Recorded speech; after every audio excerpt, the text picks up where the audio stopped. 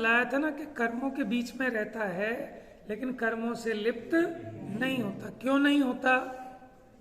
क्योंकि अज्ञान में राग आदि का अभाव होने से। उदाहरण किसका दिया था? हाँ, फिटकरी का। कि जैसे कोई रंगरेज कपड़े को रंगता है, अगर उसमें फिटकरी, मलोद और हरड़ा ये ना डाले तो वो कपड़ा भले ही रंग के बीच में पड़ा रहे लेकिन वो रंगता नहीं है। उसी प्रकार अगर ये कसाय से रहित है, अज्ञान में राग आदि से रहित है, तो भले ही कर्मों में स्थित रहे लेकिन ये कर्म रज से लिप्त नहीं होता। उदाहरण यहां दिया, जैसे कि सोना कीचड़ में गिर जाए तो भी वो सोना ही रहता है, कीचड़ नहीं बन जाता। अच्छा, सोने का उदाहरण इसलिए दिया कि अगर लोहा कीचड़ में गिर जाए तो लोहे में तो जंग लग जाता है, सोने में नहीं लगता है। और अज्ञानी के लिए लोहे का उदाहरण दिया कि जैसे लोहा कीचड़ में गिरे तो उसमें जंग लग जाता है, उसी प्रकार अज्ञानी कर्मों के मध्य में कर्मों से लिप्त होता है। गाथार्थ, ज्ञानी जो कि सर्व द्रव्यों के प्रति राग को छोड़ने वाला है, मैंने उसका अभिप्राय कैसा है कि समस्त द्रव्यों में उसको राग नहीं, द्वेष नहीं, ऐसा उसका अभिप्राय है। तो ज्ञानी जो कि सर्व द्रव्यों के प्रति राग को छोड़ने वाला है, उसको राग बुरा लगा है। बुरा लगा है माने कल परसों गाथाओं में आया था ना कि निरर्थक है, अनर्थक है, ऐसा उसको समझ में आया है, इसलिए उसका अभिप्राय समस्त राग को मेटने का है। वह कर्मों के मध्य में रहा हुआ हो तो भी कर्म रूपी रज से लिप्त नहीं होता। जैसे सोना कीचड़ के बीच पड़ा हुआ हो तो भी वो लिप्त नहीं होता।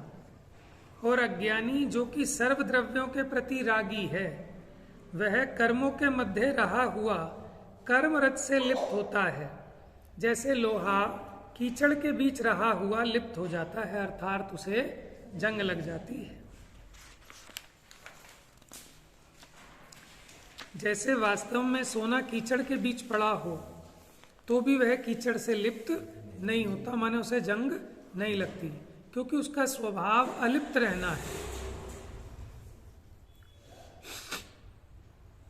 उसी प्रकार वास्तव में ज्ञानी कर्मों के मध्य रहा हुआ हो तथापि वह उनसे लिप्त नहीं होता। कर्मों के मध्य रहा हुआ माने कि कर्म का उदय भी आता है, ठीक है ना, और उस उदय प्रमाण में सारे अनुकूल प्रतिकूल माने जो कर्मों के फल हैं वो भी आते हैं, लेकिन उसके बावजूद भी उसका अभिप्राय रंच मात्र भी मलिन नहीं होता। हाँ, क्योंकि सर्व द्रव्य पर द्रव्यों के प्रति किया जाने वाला राग उसका त्याग रूप स्वभावपना होने से ज्ञानी अलिप्त स्वभावी है ना। जैसे जलते भिन्न कमल है, जैसे वो है ना, कादे में हेम अमल है, वही तो बात है। कादा माने गाद कीचड़, हेम माने सोना, अमल माने मल से रहित है। जैसे कीचड़ के बीच पड़ा हुआ लोहा कीचड़ से लिप्त हो जाता है, माने उसमें जंग लग जाती है, क्योंकि उसका स्वभाव कीचड़ से लिप्त होने का है। माने सोने नामक धातु में ऐसा गुण है कि वो जल से कीचड़ से संयोग करके रिएक्ट नहीं करता, लेकिन लोहे में ऐसा गुण है कि उसे माने जंग, वो हवा, पानी, कीचड़ आदि लगे तो तुरंत उनसे रिएक्ट करता है। तो ज्ञानी का ऐसा स्वभाव है कि परद्रव्य हो, परद्रव्य का संयोग हो, कर्म का उदय हो, लेकिन वो उसमें अपने स्वभाव से च्युत नहीं होता और अज्ञानी रागादि रूप हो जाता है। वास्तव में अज्ञानी कर्मों के मध्य रहा हुआ कर्मों से लिप्त हो जाता है, क्योंकि सर्व परद्रव्यों के प्रति किया जाने वाला राग उसका ग्रहण रूप स्वभावपना होने से। देखो, इसको कह रहे हैं कि वो अज्ञानी का स्वभाव है क्या कि परद्रव्य के प्रति किया जाने वाला राग उसका ग्रहण रूप स्वभाव, माने उसको उसमें उपादेयपना है। ज्ञानी को राग में हेपना है और अज्ञानी को उपादेयपना है। समझ में आया? लेकिन इसको स्वभाव क्यों कह रहे हैं? क्या वो स्वभाव हो सकता है किसी का? कि अज्ञानी का तो स्वभाव मानना पड़ेगा ना, तभी तो उसको अज्ञानी कहेंगे। जैसे सिंह का स्वभाव क्या है? क्रूरता। समझ में आया ना? सिंह का स्वभाव, तभी तो वो सिंह कहलाएगा, नहीं तो फिर क्या अंतर रहेगा सिंह में और मनुष्य में? हाँ, अगर जीव के स्वभाव की बात करोगे तो फिर तो शांतता है। ऐसे ही अगर आप ज्ञानी अज्ञानी की बात ना करें, मात्र जीव की बात करें, तो उसका स्वभाव परद्रव्य के ग्रहण त्याग का नहीं है। लेकिन अगर ज्ञानी की बात करें तो उसका परद्रव्य के त्याग का स्वभाव है, और अज्ञानी की बात करें तो परद्रव्य के ग्रहण रूप, माने उस संबंधी राग के ग्रहण रूप, उसको उपादेय मानने रूप, और ज्ञानी के उसके त्याग रूप। वास्तव में परद्रव्य को ना तो ज्ञानी ग्रहण कर सकता और ना अज्ञानी। लेकिन अज्ञानी को उसमें ऐसी उपादेय बुद्धि है कि मैं ग्रहण कर सकता हूं, ठीक है ना, और उस संबंधी राग में उपादेयपना है। ज्ञानी को उस संबंधी राग तो हो, लेकिन उस राग में उपादेयपना नहीं है।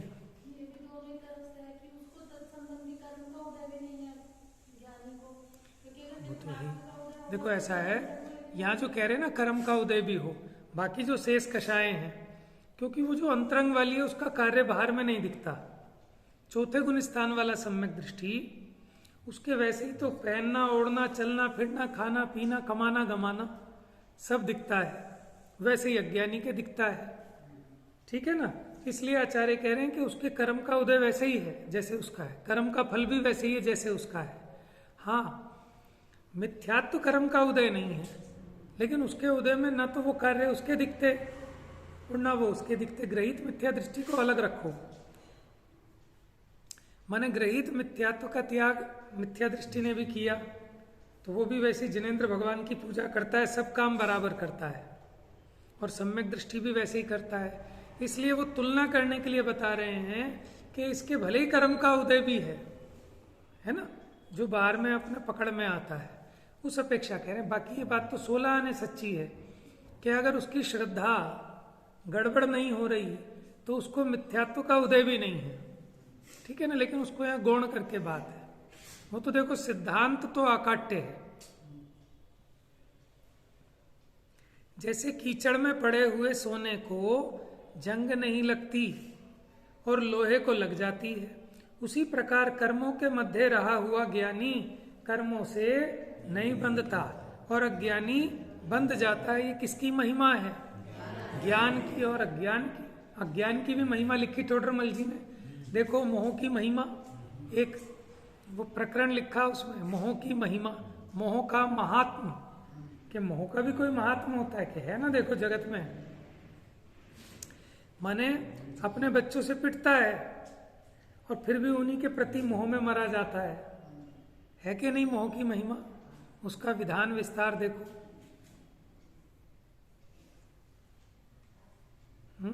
माने हमने देखा कि बच्चा वो पीट रहा है माँ को, और माँ पिट भी रही है और फिर उसके लिए रो भी रही है, बच्चे ने खाना नहीं खाया। हमें कैसा लगता है कैसी मूर्ख है, हम तो बाहर निकाल दें या खुद चले जाएं, तो संभाल अपना जो करना है। लेकिन मोह की महिमा है ये।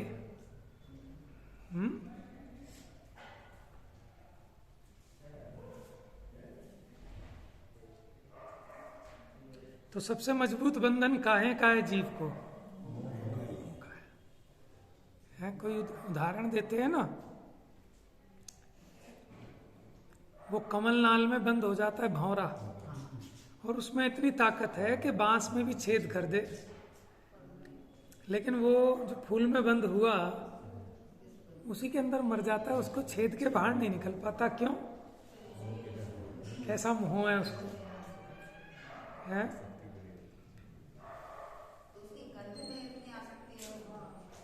लोग कहते हैं ना कि कोई बड़े से बड़ा खलीफा हो, अपने आप को दुनिया का नंबर 1 बदमाश समझता हो, उसे कोई ना सुधार पाता हो, लेकिन उसकी औलाद सुधार देती है। औलाद के सामने वो भी हार जाता है। औलाद के सामने नहीं, मोह के सामने। समझ में है ना? इसलिए मोह कैसा है कि अंधा है।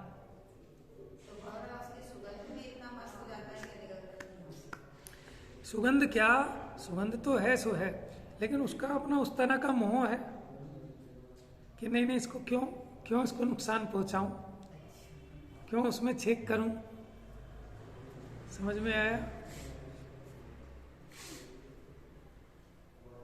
अब आप ये बताओ, जो औलाद अपने बाप को माँ को पीट रही है, उसकी सारी वसीयत अपने नाम करा ली, खाने को नहीं दे, पीने को नहीं दे, अब काहे का मोह है ये बताओ? है? अब क्या कहोगे? कोई बाहर में ऐसा कोई लोग तो नजर आता नहीं कि नहीं तो फिर रोटी कौन देगा, ये कौन देगा, लेकिन है वो गजब का कि बताओ ना तुम्हारी सेवा कर रहा, तुम्हें मार भी रहा है, उसके बावजूद भी तुम उसके लिए माने अंदर में मरे जा रहे हो, दुखी हो रहे हो उसके लिए।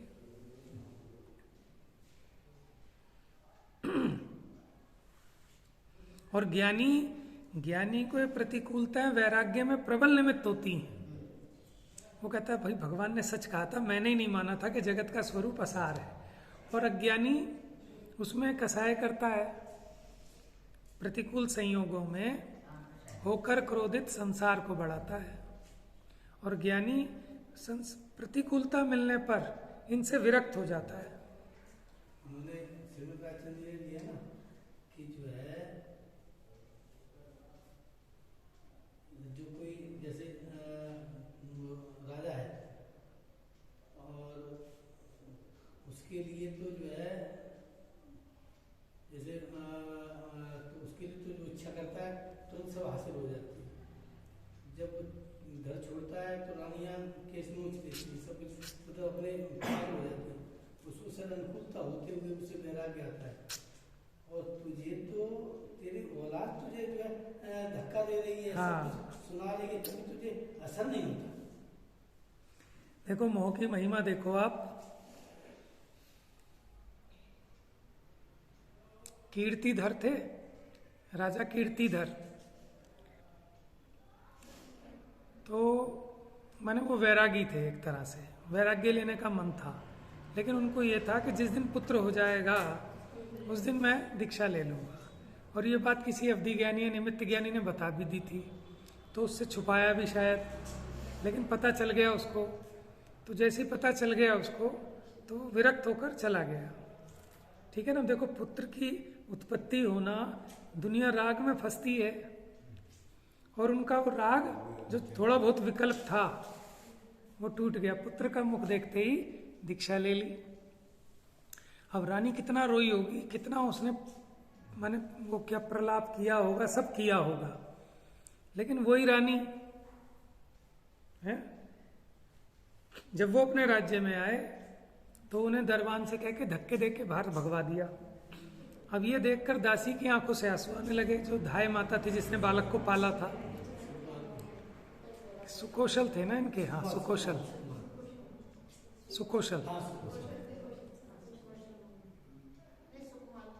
सुकौशल की कथा, सुकमाल मुनि की तो अलग है। तो अब सुकौशल ने पूछा धाय माता से कि तुम क्यों रो रही हो, तो उसने बता दिया उसे ऐसे ऐसे। ये सुन के वो भी विरक्त हो गया। वो क्योंकि उसको पता था कि जिस दिन ये अपने पिता को देख लेगा या जान लेगा उस दिन ये भी विरक्त हो जाएगा संसार से। लेकिन अब देखो मोह की विचित्रता कि जिस पति के पीछे वो इतनी हैरान परेशान थी, नहीं चाहती थी कि चला जाए, उसने भी अपने बाल नोच गिरे होंगे जब वो गया होगा दीक्षा लेकर, लेकिन आज उसी व्यक्ति को धक्के दे के भगा रही है। तो ये देख के वो दासी की आंखों में आंसू आ गए। देखो संसार की विचित्रता। और फिर आगे देखो गजब की बात, फिर उस पुत्र मोह में जो उस पति को धक्के दे के भगा दिया वहां से, नगर में नहीं घुसने दिया, अब यही मर के सियालनी बनी और अपने उसी पुत्र को समझ में खा लिया नोच नोच के। ये मोह में ऐसे ही होता है। अच्छा, एक बच्चा नाली में गिर गया, उसकी माँ ने उसे उठाया बाल पकड़ के और दे चाटे। तेरे समझ में नहीं आता, तुझे पहले बताया था यहां मत जा वहां मत जा, और फिर रोए फूट फूट के। समझ में आया? तो माँ ने जो उसे चाटे लगाए, क्यों लगाए? उससे द्वेष था।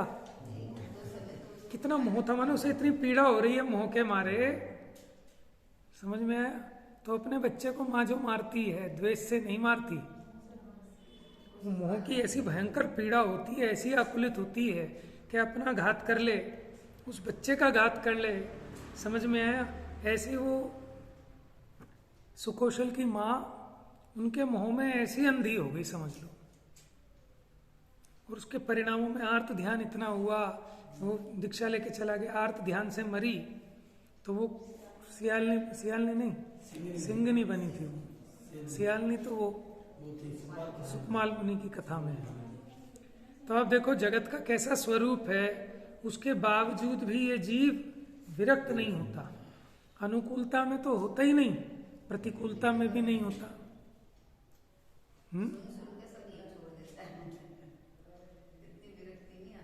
कि चलो तुम नहीं हो पा रहे, विरक्त नहीं छोड़ पा रहे, लेकिन अंदर से उस मोह को तो घटाओ, दुखी होना तो बंद करो।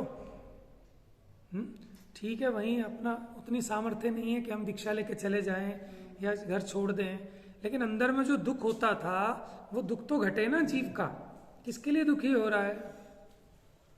लेकिन फिर भी नहीं नहीं नहीं, मरण बिगाड़ लेता है जीव अपना पुत्र व्यामोह में। कि पति का मोह तो कम हो जाता है, लेकिन वो पुत्र का मोह ऐसा है कि जिसमें अपने परिणाम खराब कर ले।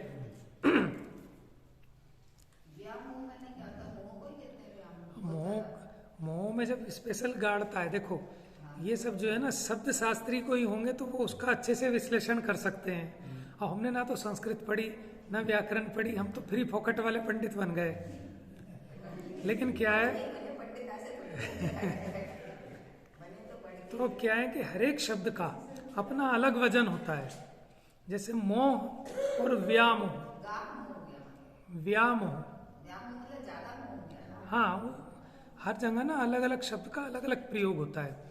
जैसे पानी है, एक नीर है, एक तोय है, एक जल है। आप सोचो भगवान का प्रक्षाल करते हैं तो हम ये नहीं कहते कि जल ले आ, पानी ले आ, ऐसा नहीं कहेंगे, जल कहेंगे। समझ में? नाली में जो बहने वाला है उसको ये नहीं कहेंगे देखो जल बह रहा है नाले में। क्यों? अब आप कहोगे कोई अंतर है क्या? कि हाँ बिल्कुल अंतर है, बिल्कुल अंतर है, वो हमें नहीं पता, अलग बात है। समझ में आया? उसकी जैसे बारिश से बरसने वाला पानी है उसका नाम अलग है, झरने का पानी है उसको पानी नहीं कहेंगे, उसका नाम अलग है। समुद्र में बहने वाला पानी है उसका नाम, माने देखो जगत में पदार्थ तो अनंत हैं लेकिन शब्द संख्यात हैं, शब्द संख्यात हैं, शब्द थोड़े हैं।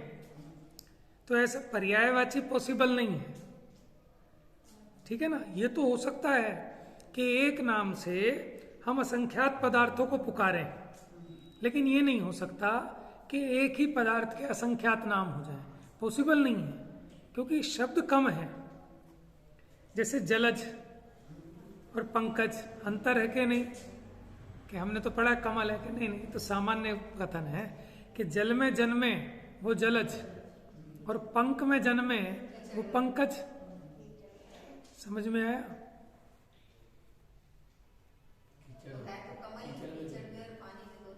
अंतर नहीं है कमल में, एक जल में होने वाला कमल, एक कीचड़ में होने वाला कमल, तो उनके अर्थ अलग अलग हैं। तो इसलिए आप प्रयोग करके देखना, आप जैसे एक जैसे शब्द लगते हैं लेकिन कई जगह हम गलत फिटिंग कर देते हैं कि सब बड़े भयंकर विद्वान हैं। कि भयंकर विद्वान क्या होता है?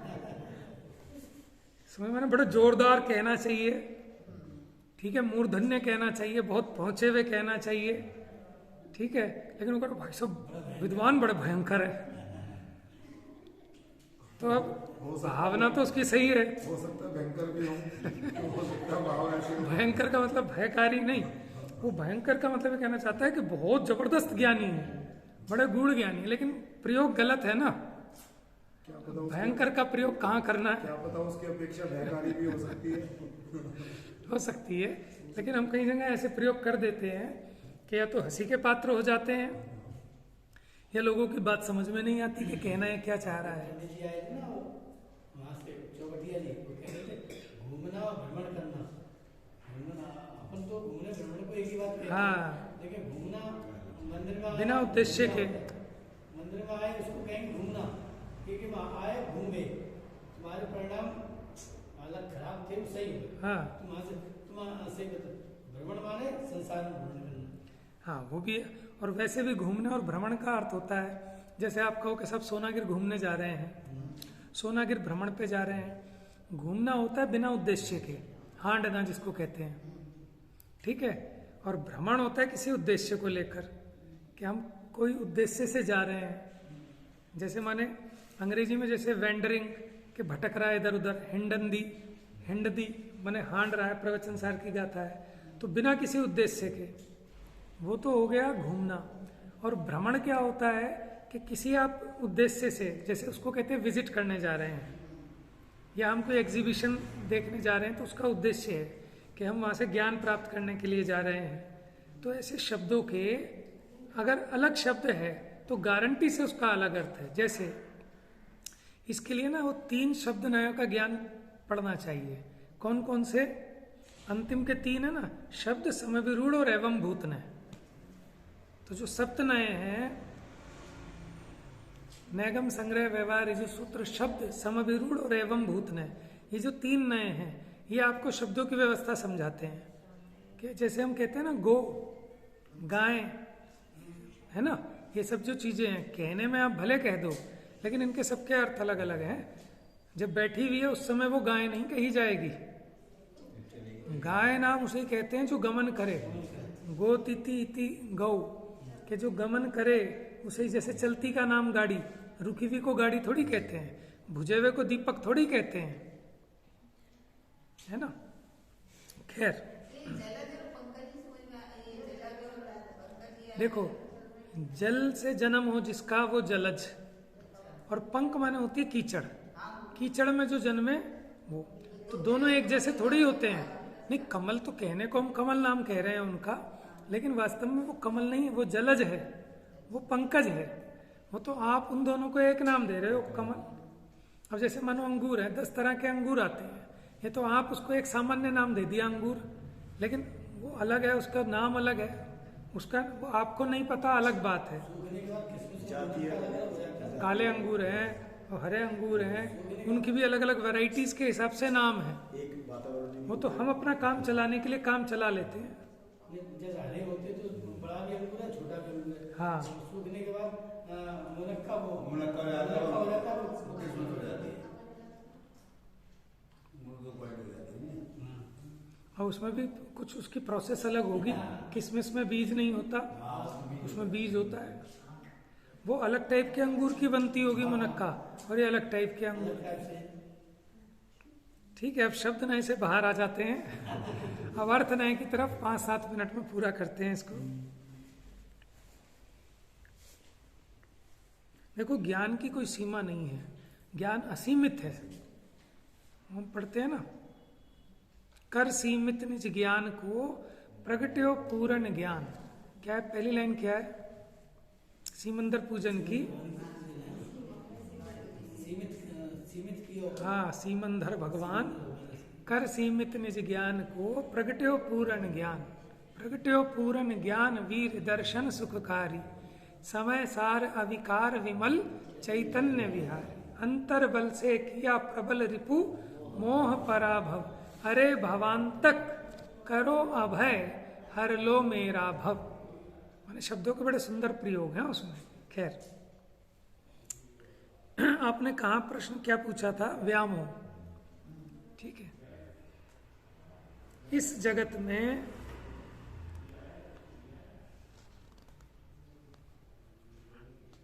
जैसे कीचड़ में पड़े हुए सोने को जंग नहीं लगती और लोहे को लग जाती, इसी प्रकार कर्मों के मध्य में रहा हुआ ज्ञानी कर्मों से नहीं बनता और अज्ञानी बंध जाता है। ये ज्ञान और अज्ञान की महिमा है। देखो, सबसे पहले मोक्ष मार्ग में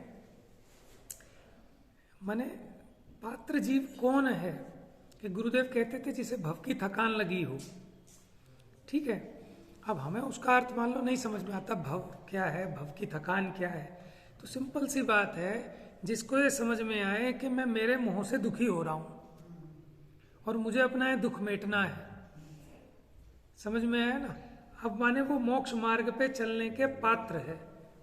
अगर जिसको फील ही नहीं हो रहा कि मैं दुखी हूं, अच्छा फील भी हो रहा है दुखी हूं, तो किस लिए? कि मेरे पास पैसा कम है इसलिए दुखी हूं, मेरे पुत्र आज्ञाकारी नहीं है इसलिए दुखी हूं, ये नहीं।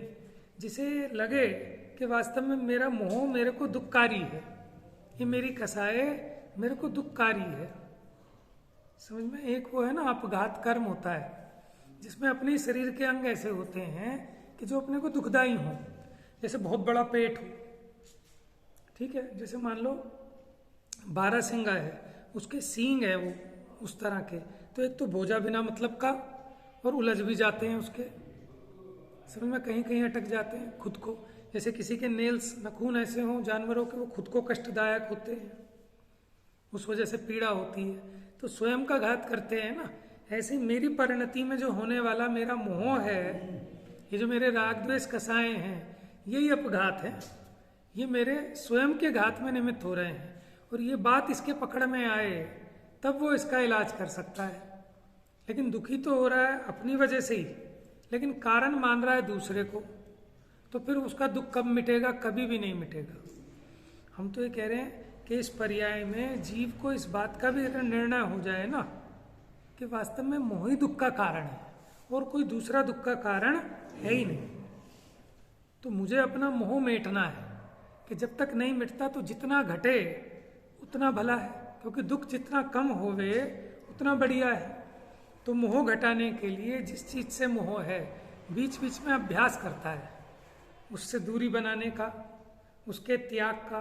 माने अगर आपको जिह्वा इंद्रिय की लोलुपता में किसी का स्वाद है तो कभी कभी उसका त्याग करके देखो, तो अपनी खुद का रियलिटी चेक होता है ना। कि जैसे कोई व्यक्ति साइकिल चलाता है, ठीक है ना, अब पीछे से पकड़ पकड़ के उसको चलवाते हैं, लेकिन बीच बीच में छोड़ते भी हैं ताकि पता चले कि क्या सीख रहा है क्या नहीं सीख रहा है। तो अपने को स्वावलंबन लेना है।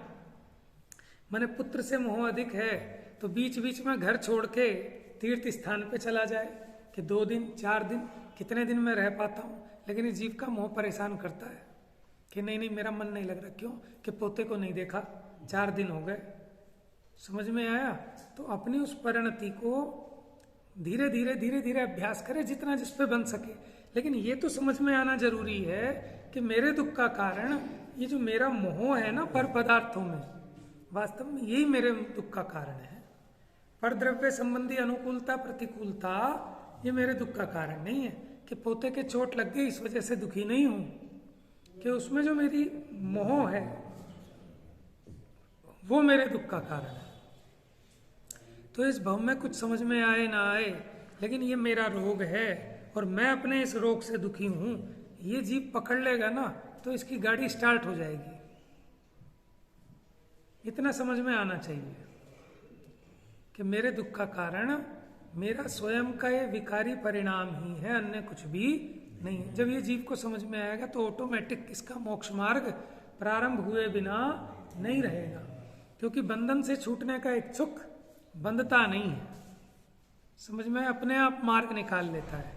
क्योंकि हिंदी की एक कहावत है, जहां चाह वहां राह। अभी इसकी चाह ही गलत है तो राह भी गलत है, और जब चाह सही हो जाएगी तो राह सही मिल ही जाएगी।